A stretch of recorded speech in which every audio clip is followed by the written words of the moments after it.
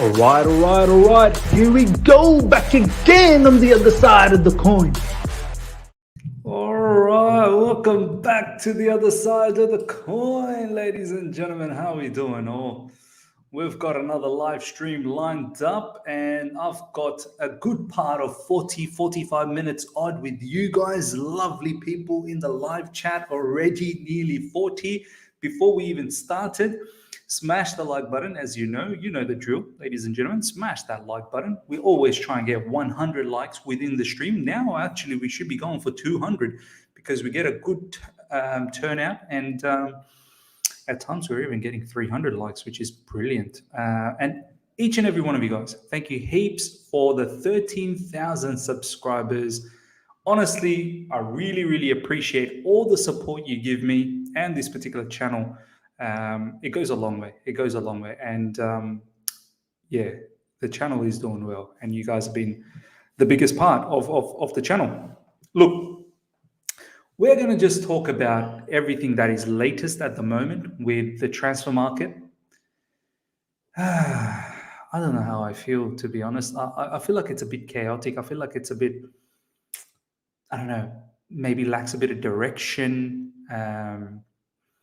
Spurs, on the other hand, they've just announced Richarlison, so we'll talk a little bit about that. And then obviously we'll talk about the Raphinha situation. We'll talk about Sterling, Dembele. What happened? Dembele is unemployed, by the way, ladies and gentlemen. Shout out to all the people that are employed, because Dembele is currently unemployed. So you're doing well. So we'll talk about that. We'll talk about Nathan Ake. We'll talk about Ligt. We'll talk about Kimpembe. Apparently he's up for sale, so perhaps something could happen there. And it's just going to be, today we're going to have a chilled discussion, myself with you guys, nearly 70 already live. And I really want to see all your comments about different topics we're going to talk about, different players we're going to talk about. I really want to see your feelings around the situation. So this is what's going to create this discussion, if I'm being absolutely honest. But shout out to everyone that's here. There's already way too many people for me to actually go down and give a personal shout out, but I'll try my best. Princeton, RS7, Peter, Matt Chills, Jeff Knightley, Shubro, my brother, RN, Michelle Cunningham, good to see you, Michelle. Daniel, good to see you. Razak, good to see you. Kevin, Brian, great air here, and my brother. Yasin, who else we got? We got Dennis, we've got Machiavelli, we've got Valen, my man, Hamid, Justice, Probol, Spash, Tando, Nash, Pradeep.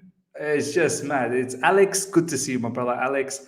Look, if I've missed anyone, do apologize.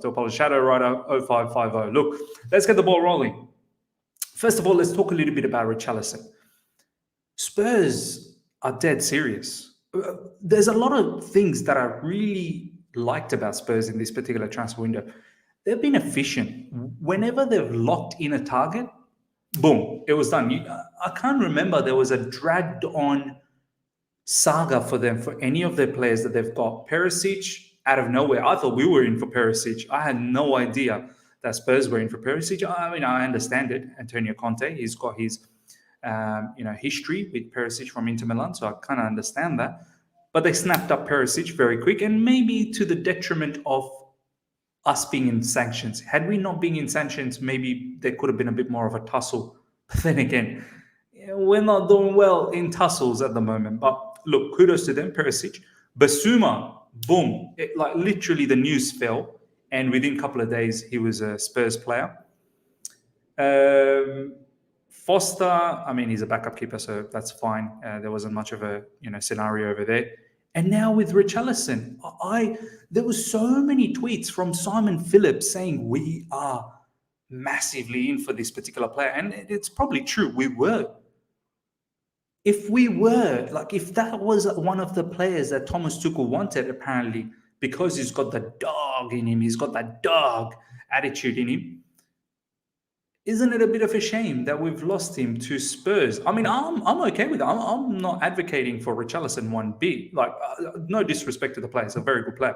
But I wanted Gabriel Jesus. Obviously, Gabriel Jesus has gone to Arsenal.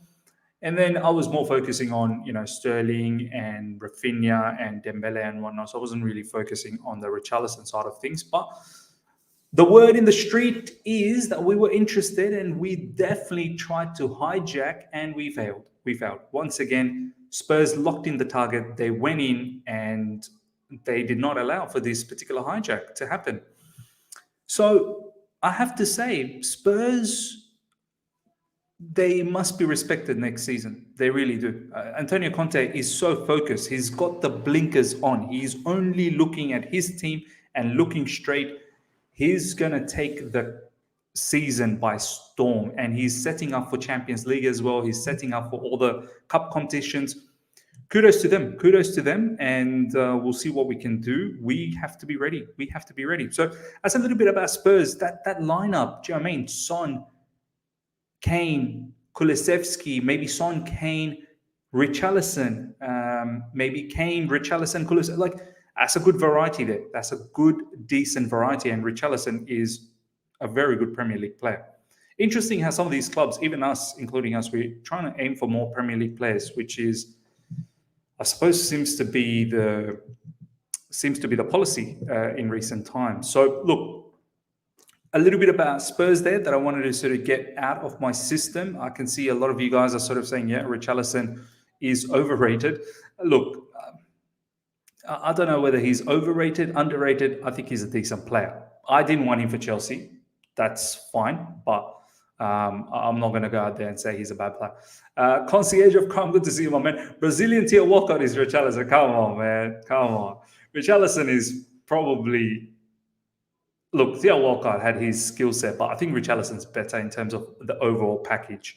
The physical, the attitude as well. Can press from the front. In terms of finishing, decent. Yeah, look, I don't personally think he's overrated or underrated. He's just normal for me. That's all I'm going to say. But I think we need to be very much careful. I don't like Richarlison. His attitude is questionable. He is no Costa to have that level of... I hate when people say he's Costa-esque. No, man. Costa... Okay, fine. If you want to look at from that dogged personality, I get it. But Costa was unbelievable striker, man. Unbelievable. I don't even think Richarlison's actually even a striker. I think he's more of a winger. Left-sided winger that drifts in. So that's a little bit about that. Okay. Ladies and gentlemen, shout out to Bobby Smoky Signal as well. Miss, are we still window shopping? Maybe we are. Okay, first topic we want to talk about. Raphinha. People, what is going on with Raphinha? Like, I want to know from you guys. There's a lot of conversation happening. Oh, we don't want him. Stuff it. Like, he seems to...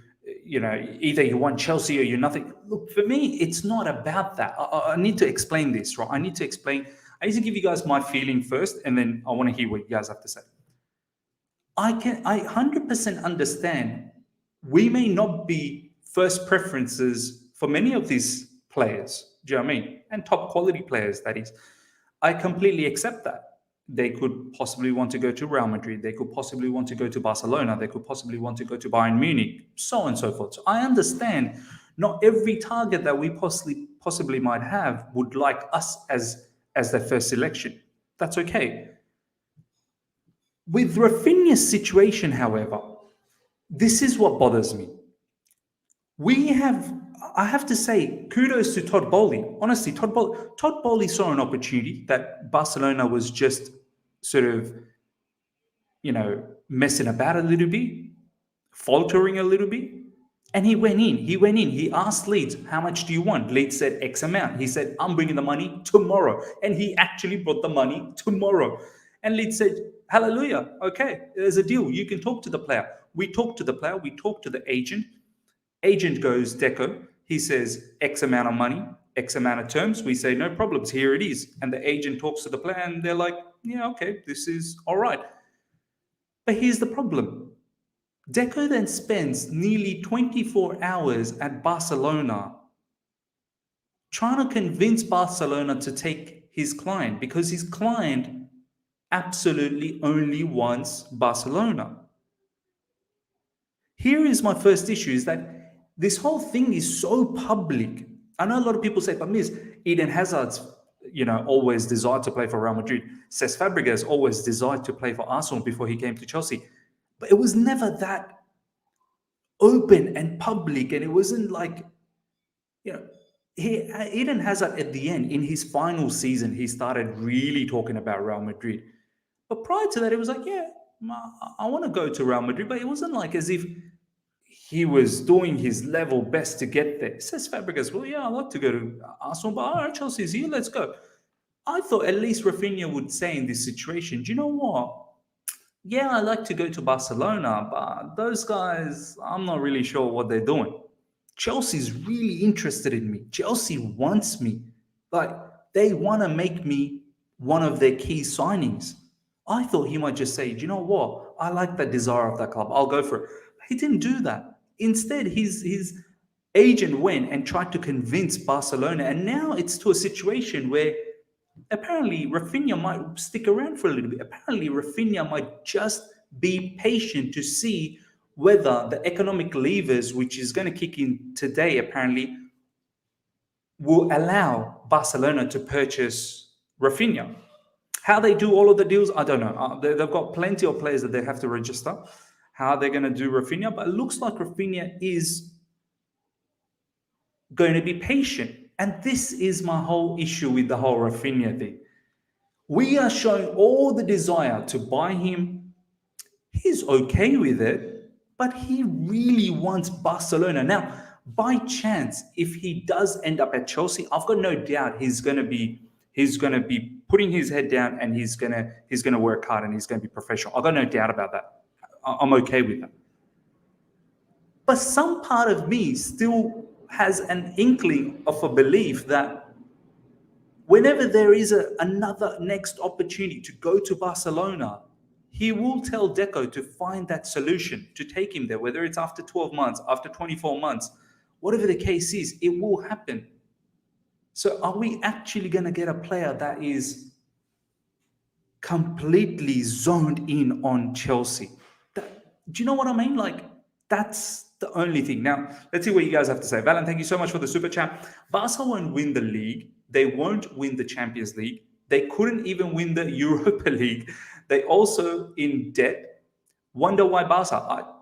Heritage, man. It's heritage. There can't be anything else. And maybe Xavi probably wants to play under coach that is touted to be, the next best thing. So maybe that.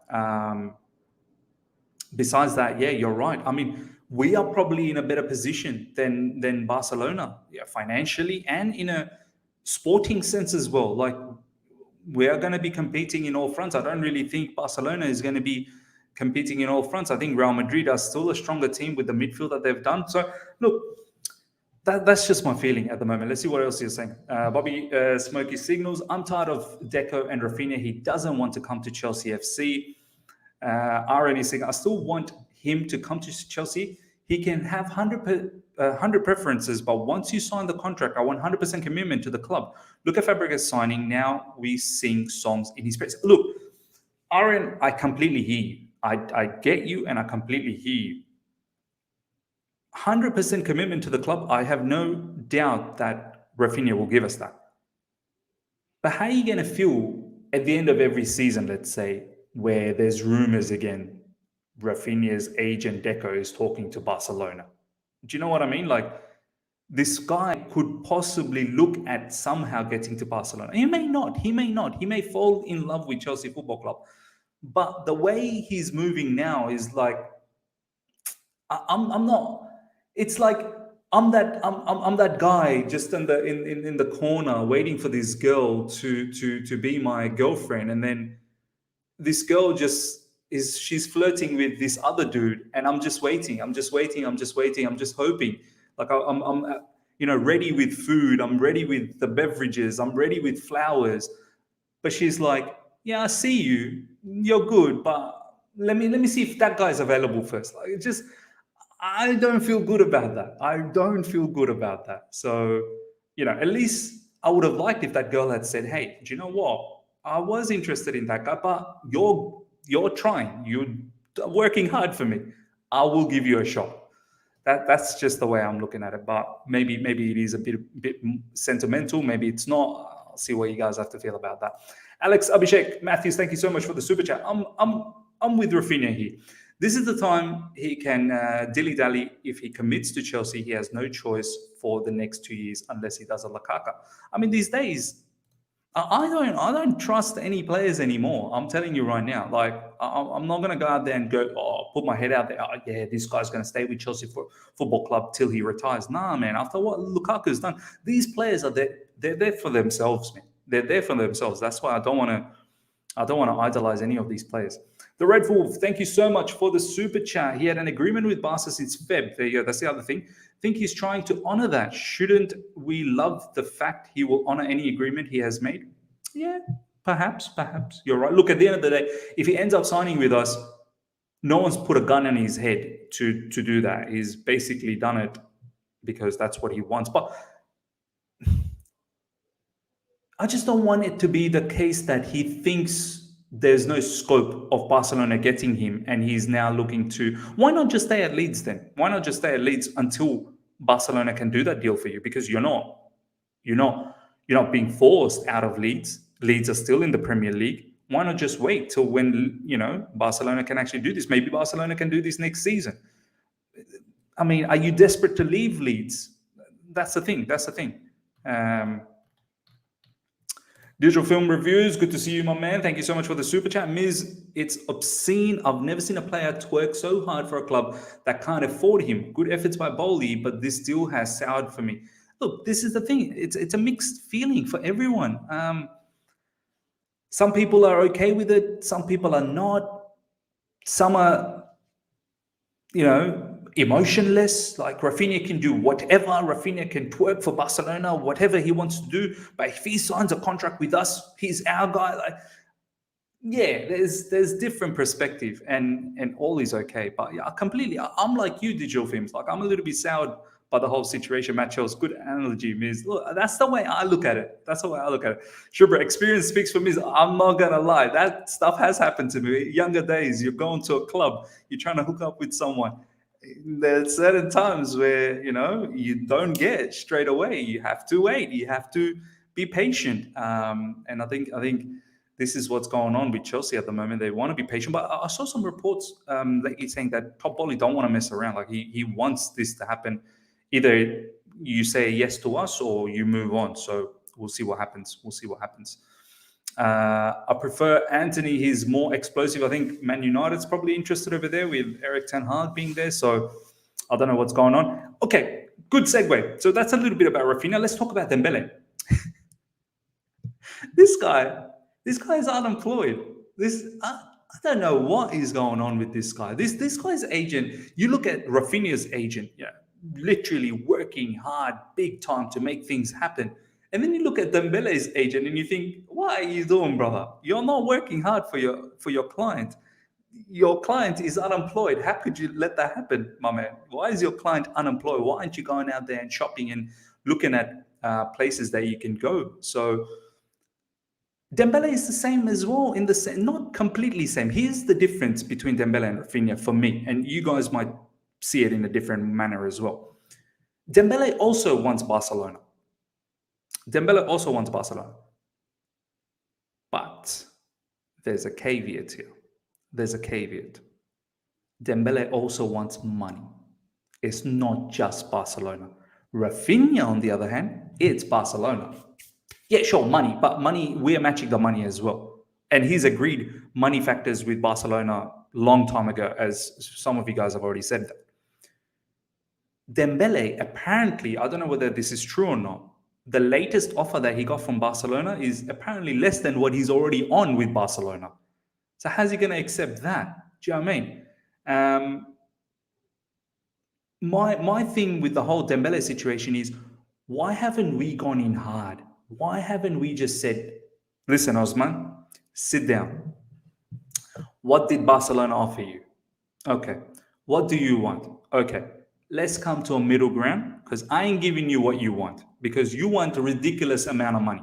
You want X amount of money as your signing fee. You want X amount of money for your agent fee. You want your wages to be exponential. We ain't doing that. And looks like Barcelona ain't doing that either. So we're going to give you something a bit better than Barcelona, maybe a lot better, not like astronomically a lot, but sizably lot better. And in my perspective, I'm thinking, okay, fine. Nothing's ever free. All of these free transfers, there is a signing on fee, right? There's a signing on fee, there's agent fee and all that. So let's say, Rudiger was asking for 20 million. So maybe let's just say 20 million. 20 million signing on fee, 5 million for your agent, 25 million package. And we'll give you maybe 180K, 200K max per week. Because you're not even on what? He's apparently. Can someone tell me on live chat how much is he currently on with Barcelona? Someone told me he's on like 115K. He's not on heaps of money over there in Barcelona. So if we give him somewhere around 180 to 200K, I don't care if Dembele says, mate, I want 350. No, you're not going to get that. You're not going to get that. Your injury history will not demand that. And the fact that you've only were explosive in your last probably 7 to 8 months, you are not getting that. We're going to incentivize you. We'll start you off with 180K. If you do well, we can look into renegotiating your salary at the end of the season, so on and so forth. We can add some bonuses and whatnot, right? Some people are saying 150K. Was he on 150K? Was he on 200? He was on 280K. Really? He's on 280K? Are you serious? I didn't think he was on 280K. He asks for 350K, he'll stay unemployed. Exactly. You want to ask for 350K, you're going to stay unemployed. In fact, this is why you are unemployed right now. You are unemployed because your parent club ain't going to give you that. They're not giving you that. Dembele is on 115K net. There you go, 115K net. Now around 200K. So he's okay. Let's say he's around 200K. Even if we say we give you the signing on bonus, we give you, your agent's going to get that, and we give you, I don't know, 210K. We'll give you a bump a little bit more than what, and Barcelona is not even offering you 200K. So you're actually, right now, you're unemployed. You don't have a job, Dembele. You don't have a job. Do you know what I mean? Some people are saying, there you go, 250K euros. 250K euros. Look, whatever the case is, you get my drift. We'll give you X amount of money, we'll give you some bonuses, and we can always revisit based on your performance. Because right now, you're unemployed. So either you can have us, because Barcelona ain't going to give you that. Bayern Munich, I don't know, Bayern Munich just got Mane. So I'm a bit annoyed from that perspective that why hasn't Chelsea, because I feel like there is an opportunity to do this deal with Ousmane Dembele. And apparently Thomas Tuchel wants him as well. Do you know what I mean? Apparently Thomas Tuchel wants him as well. Bill saying 11 million a year means, okay. 11 million what? Euros, pounds, what is that? Means search for us, we can offer Dembele 170K. Raphinha to Chelsea being cancelled. Is that latest at the moment? Can someone show me any of the latest tweet? Neymar season miss. Yeah, look, that's the other thing that's floating around, isn't it? And apparently, yeah, Bill's saying 11 million euros. So look, give him, I don't know, give him 10 million pounds then, as opposed to 11 million euros. Give him 10 million pounds. Like, there can be a deal that can be done here. In regards to, so that's a little bit about Dembele. I feel like we could do something there. There's an opportunity there, and we're not taking that opportunity. Whether we're waiting on Raphinha now, I don't know. Can Barcelona do both? Can Barcelona keep both Raphinha and Dembele?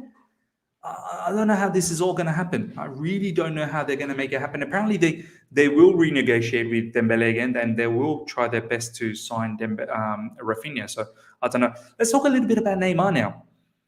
PSG want this guy gone. PSG actually wants this guy gone. This guy might look for an opportunity to try something different at the age of 30. Supremely talented. We don't even need to talk about Neymar's skill set. Supremely talented, vision, dribbling sense, shooting ability, technique. He's got a lot. Issue with him is he's another one of those injury-prone players as well. And the other massive issue is financially. If PSG want to pay for his loan, and this is the thing that I don't get, this is why this thing does not make sense to me. PSG is talking about financially they're going to struggle with the deal that they've done with Mbappe. That's why they're letting, and we're going to talk about Kimpembe very soon as well. That's why they're letting go a few of their players. Kimpembe is up for sale, and a few other players are up for sale. Financially, they're struggling a little bit after the Mbappe situation, whether it's financial fair play and whatnot. And some publications are saying that they're happy to loan out Neymar and pay his entire wage. How does that help out financially for PSG? If PSG pays out Neymar's wages completely during a loan season, how is that any difference to Neymar staying at PSG? Is it just the fact that he's a bad apple? Is it just the fact that, he creates a bit of tension? It doesn't make sense. Financially, they're not any better off unless they can strike a deal with a particular club that will pay maybe 25% of Neymar's wages and then they pay 75%. So that way, yeah, they do save in that case. I can't see this happening. I really cannot see this happening. Abhishek is saying, who can afford Neymar? Neymar's got 5 seasons left at PSG. 5. PSG's just triggered 1 season. He had 4 at the end of June, yesterday, June 30th. Now he's got 5. They've just triggered that extra year, which is an automatic trigger in his contract, apparently. And the wages are something around 700k euros a week. No one's going to be able to give him that if it's a straight out purchase. So that ain't happening. Point 44. We need our first choice targets. Get Koundé, De Ligt, Sterling. Then next season, dip in and get Nkunku. We don't need all the players this window. I don't think we are going to get all the players, but yeah, Nkunku is another one. I don't think the release clause kick in. Or maybe that does kick in at the end of next season. He's signed a contract extension with Red Bull, so I'm not really sure what's happening. I think release clause could be next season or the season after, something like that. Let Newcastle have Neymar. We don't need him. Bad apple. I simply want Rice, Broha, money, swap deal. Ms. Your thoughts on De Ligt to Chelsea? Okay, let's talk a little bit about De Ligt now. So we talked about, Dembele, we've talked about Raphinha, we've talked about Neymar. Let's talk a little bit about De Ligt. De Ligt wants us, I think. I think De Ligt wants us. All the stories that are circulating at the moment is saying that he wants to leave Juventus. Juventus's CEO or chairman, whoever it was, said that it's very difficult to keep a player that doesn't want to be around here. But it's also important that all parties agree on a deal. So De Ligt wants to leave. He's forcing a leave apparently as well. He's actually forcing a leave from Juventus. And he's very much keen on Chelsea. I know there are other clubs. I think Man United could be interested as well.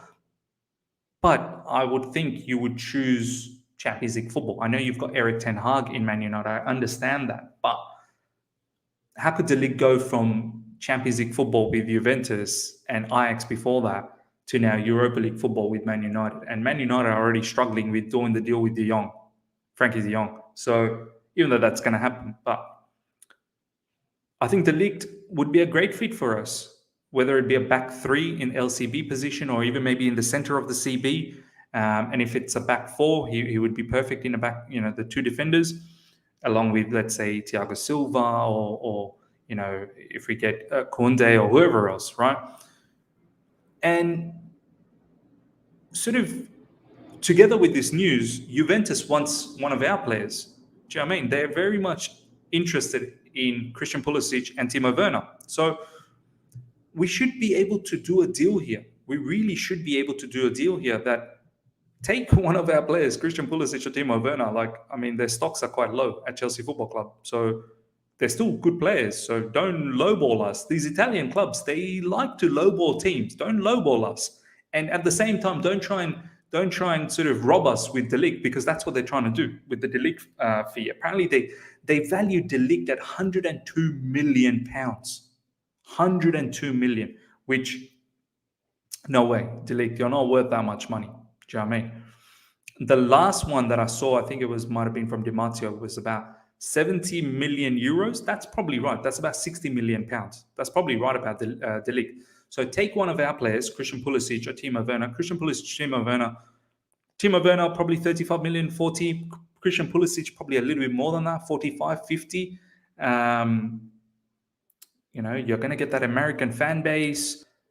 Christian Pulisic is young as well. If he can manage his injuries, maybe he could be an explosive player for you. You're bringing in Di Maria. I think Juventus is signing Di Maria. With Pogba just behind, with Vlahovic, someone like Christian Pulisic could be absolutely perfect in that scenario. So, look, let's strike a deal. Your player wants to leave. You want one of our players. Let's do a deal. Garba Gaming, thank you so much for the super chat. De Ligt is the new Yap stamp. Take no prisoners. I like him. Look, in the beginning when we got linked with De Ligt, I have to be honest, I wasn't entirely keen because he hasn't had the best time at Juventus. But then I thought some people have kind of convinced me that, look, Miz, remember his time at Ajax, the way they played. Juventus don't play that same style. They don't play possession-based football, to its entirety. Maybe that might have sort of suffered a little bit for him. So, him coming to Chelsea, who plays out from the back and defenders have to be very good on the ball, could be perfect. And off the ball, he could be that sweeper kind of a defender, which is what he used to do with Ajax. So that's what sort of excites me now. And once again, he's another player that Thomas Tuchel wants and likes. Let's now talk about Nathan Ake and Sterling, the Man City swoop. Sterling is the only player that we can 100% say that he's coming to Chelsea Football Club. Sterling is the only player. I don't think there is any other suitors out there that are fighting for his signature at the moment. He wants to come to London, and yeah, I think this is a proper possibility. There's some rumors that it's already been agreed. Personal terms have been agreed. A fee might have already been agreed as well with Man City. Fee could be somewhere around 50 to 60 million, which is kind of bothers me that, last year on his contract and he could still be worth about 50 to 60. Some people are saying he could be about 45, maybe less, 40. That region is fine with me. But apparently that whole Sterling situation is on the pause at the moment because we're these are the words that's gone around. But we're looking for a combination, sort of combo deal with Nathan Ake as well. Give us a deal for Sterling and Nathan Ake together, and then we swoop both of them. That's why it's on a bit of a hold up. But Nathan Ake apparently is touted to be about 40 to 50 million. This is exactly right from Shubra. 40 to 50 million for Nathan Ake. Once again, no disrespect to Nathan Ake. He's a very good player. I just don't think his Chelsea quality, we've let him go. He's barely even played for Man City. I know injured, but still, he's like third or fourth choice for Man City. Let's be honest. Ruben Diaz, Laporte, Stones. Yeah, those players are ahead of this guy. So 40 to 50 million for Nathan Ake, something like 30 million, I'd be like, okay, do you know what? 30 million, that's okay. 40 to 50 million is quite crazy for that level. For that level of money. And this has repercussion. This really has repercussion. If we go for De Ligt, and don't forget, we have like nose deep with Koundé. Like, if that doesn't happen, I'll be so shocked if Koundé doesn't happen. Let me have a quick look at what Sai Krishna's sharing. Justin, PSG open to sell Kimpembe. Yeah. We're going to talk about Kimpembe. Don't worry. We're 100% talking about Kimpembe. Ladies and gentlemen, over 430 people live right now. Get those likes up to 300. We want 300 likes on the live stream. Let's do that. We can get this happening, ladies and gentlemen. Get those likes up to 300. We've got quite a few more players to talk about. And the interaction I'm having with you guys on live chat is fantastic. So yeah, 40 to 50 million for Nathan Ake. Some people are saying, what about Koulibaly? Koulibaly is probably worth around 40 million. He's in his final year of his contract. Are we seriously going to spend 40 to 50 million on Nathan Ake when possibly we could use 40 million to buy Koulibaly? Who's a better, are we all of a sudden pretending that there's something about Nathan Ake we haven't seen? Have you not watched Nathan Ake in your lifetime previously? I've watched him. He's okay. But I don't want him for 40 to 50 million, and I don't want him as a starter. I've seen Koulibaly. The guy's a monster. The guy's a beast. He's apparently up for about 30 to 40 million. 40 million euros, I think. He's in his final year in his contract. Napoli are financially not looking great. All the Italian clubs financially not looking great. How are we not going for Koulibaly? How? I get it. Nathan Ake, left-sided CB. They're rare. I understand. He could possibly fill in on left back as well if something, touch wood, was to happen to Chilwell. But why aren't we looking at like a specialist left back? Why aren't we looking at someone like David Rome? Why weren't we in for Cucurella? There's talks about Born Sousa. Why are we even thinking about Kostic from Frankfurt, who's a specialist wing back? Are we going to play Nathan Ake as a wing back? Are we going to play Nathan Ake as a left wing back? At times. I think mostly it's going to be as a left LCB. But and this is the other one. Let's throw even this one. Kimpembe. Kimpembe is up for sale. There's latest going around that PSG are open to sell Kimpembe. Thomas Tuchel's worked with Kimpembe. Thomas Tuchel rates Kimpembe. Are we now saying that we rather get Nathan Ake and not Kimpembe? It's mad. And the other factor with Nathan Ake, if he's not a starter, if he's just a backup, have we given up on Levi Colwill already? Because I'm pretty certain, much like what we're doing with Nathan Ake now, we're going to do with Levi Colwill. We're probably going to buy him back. I'm not going to be surprised if next season or a couple of seasons' time, if we're rumored with Tomori. I'm not going to be surprised if we're rumored with Mark Gehi. We are already looking into the Tino Livramento buyback. I mean, is it nice to keep going back for the players that we've let go of? Is it nice? We end up looking stupid. Do you know what I mean? So, look, I'm not willing, if Nathan Ake is not a starter, I'm not willing, and this is one player for me, along with Chalobah, I'm not willing to, and I'll use this word, the B word, block. I don't like using the word block, but I'm not blocking Levi Colwill to bring in Nathan Ake to be a backup. And don't even forget Ethan Ampadu. We don't even talk about Ethan Ampadu enough. And at this stage, Ethan Ampadu has to leave. Look at this one from Silver Surface. Good to see you, Silver Surface. Low, AK over Kimpembe would be bonkers. Surely we wouldn't do that. Look, this is what... AK is serious, ladies and gentlemen. AK situation, we are dead serious. We are apparently trying to do a double deal. And apparently we're looking for 3 CBs. Ligt, Koundé, AK. Ligt is serious. Koundé, I don't know. Can someone tell me, why isn't Koundé a Chelsea player as yet? What's going on with the Koundé situation? This guy has been waiting. Unlike Raphinha, who desperately wants Barcelona, Koundé has always wanted Chelsea Football Club. Always. But for some reason, we can't seem to do a deal for Koundé. Koundé would be excellent in RCB position, ladies and gentlemen. Koundé would be fantastic.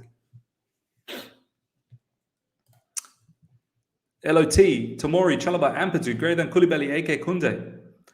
Look, I don't know whether they're greater than Koulibaly and Koundé. Maybe potentially one day they could be. But I think they're definitely greater than AK, or will be greater than AK. It just doesn't make sense to me to get AK at the moment. And that to 40 to 50 million, that's mad. That's mad for me. Point 44, Kimpembe, Ligt, Koundé. has technique and class written all over. See, that's serious. Kimpembe, De Ligt, Koundé. See, I'm okay if we get Kimpembe, De Ligt, Koundé, and someone like Levi Colwill has to leave. Like that, because that's star-studded. Like, you understand what Chelsea Football Club's trying to do. But if it's De Ligt, Koundé, Nathan Ake, and we're losing Colwill because of Nathan Ake, that, I don't know, man. I don't know. That doesn't make sense to me. But Sterling, as I said, ladies and gentlemen, Sterling is definitely, that's one thing that we should be confident it's going to happen. Nathan Ake as well, I think it could possibly happen. I don't know why Koundé hasn't happened. De Ligt is trying to force a move. We'll see what we can do with the Pulisic, Timo Werner scenario. Dembele, Raphinha, they're doing a tango. They're just dancing around. They're prancing around. They're really twerking for Barcelona. And it seems like we're in the mercy of Barcelona. It's like whatever Barca does, then we get to decide what we do. And I hate that situation. I hate it. And that's pretty much it in regards to all the players that we're linked with. I don't see anything in regards to midfield. There's been some conversation about Sergej Milinkovic-Savic, but I don't know. I don't think that's proper, legitimate until, as I said, if I don't see Matt Law or David Ornstein kind of reporting on these sort of stuff, I don't know. And, a lot of people are saying, get rid of players like Ruben Loftus-Cheek and whatnot. I'm with you. I don't mind getting rid of Ruben Loftus-Cheek, but at the moment, there needs to be buyers for these sort of players. There needs to be buyers. Yeah, we can look into with Lazio. Do you guys want, Sarri is a massive fan of Ruben Loftus-Cheek. Do you want Ruben Loftus-Cheek? We'll give you some cash as well for Sergej Milinkovic-Savic.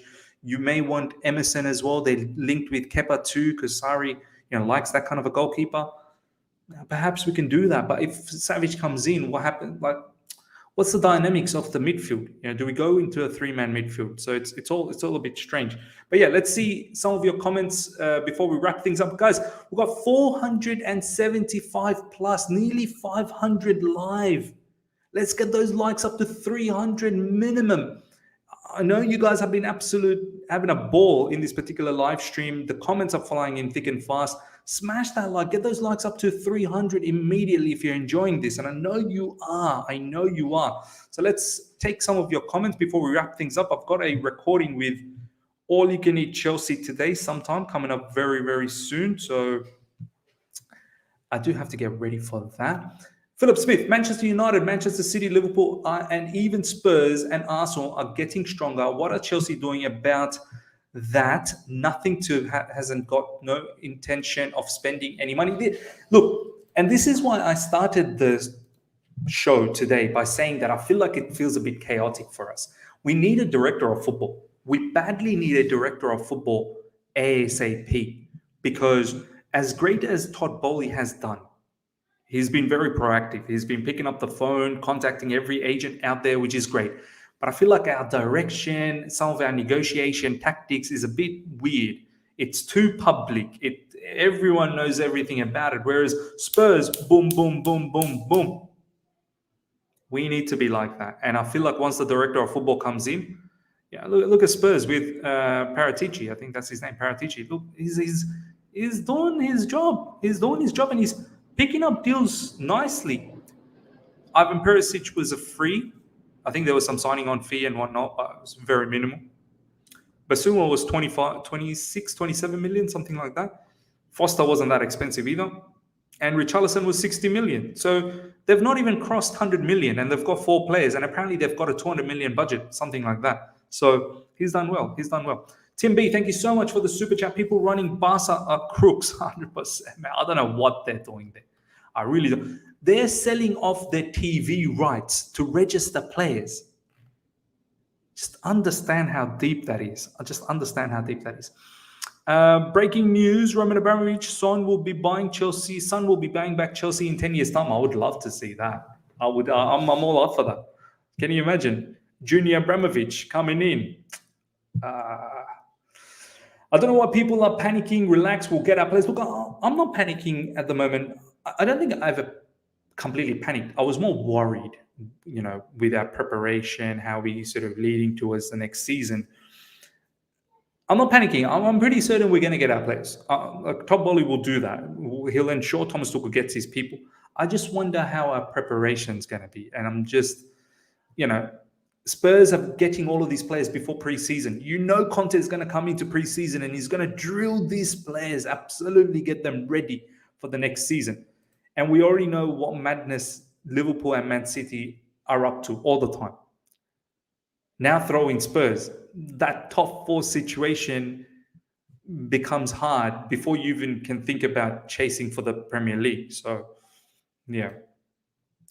We can't get AK and Kunde. It's going to be a playground for West Ham.